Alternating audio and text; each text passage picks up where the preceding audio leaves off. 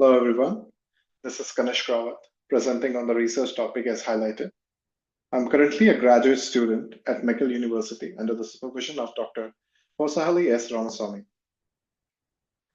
This figure illustrates various retort motions being currently used in the industry, namely end-over-end, fixed axial, and biaxial rotations.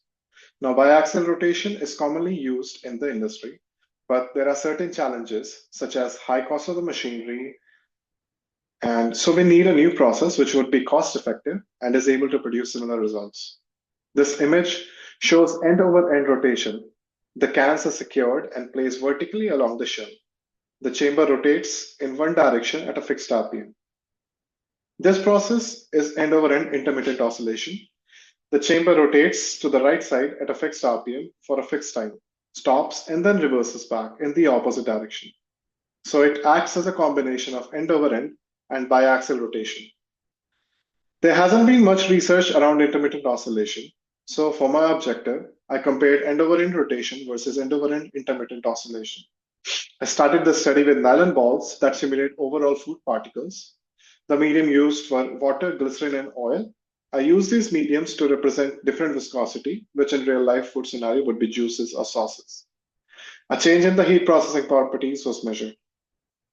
Now, these images show the experimental plan for the objective.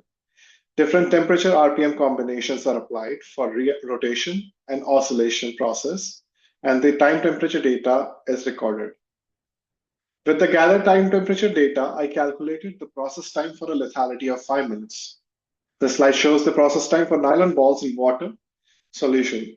The graph on the left is for the rotation, and on the right is for the oscillation. One trend is common for the both. As the temperature increases, the process time decreases. Now, we look at the graph for rotation. From 10 RPM to 20 RPM, the process time decreases, showing the positive effect of rotation speed. But when we switch to 30 RPM, the process time increases. This shows that at a high rotational speed, the particles inside the can get stuck on one side and are unable to move freely. This increases the heat transfer rate, and hence the process time decreases. But that's not the case with intermittent oscillation. It shows a trend where with increasing rotational speed, we get a lower processing time. This is because the particles move to one direction at a fixed speed and then move to the other direction at the same speed. The stop and reversal phase allows the particles to mix more rapidly, and hence the heat transfer increases. The next two thermal properties I calculated were FH, which is the heat rate index, and it shows how quickly the heat penetrates the food, and JCH, which is the heat lag factor. A low value of either corresponds to a better heat transfer rate process.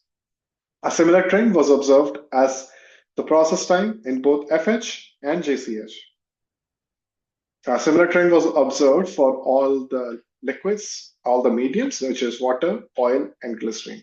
And hence, I concluded that end-over-end intermittent oscillation was overall better than end-over-end rotation at a higher RPM. Thank you so much.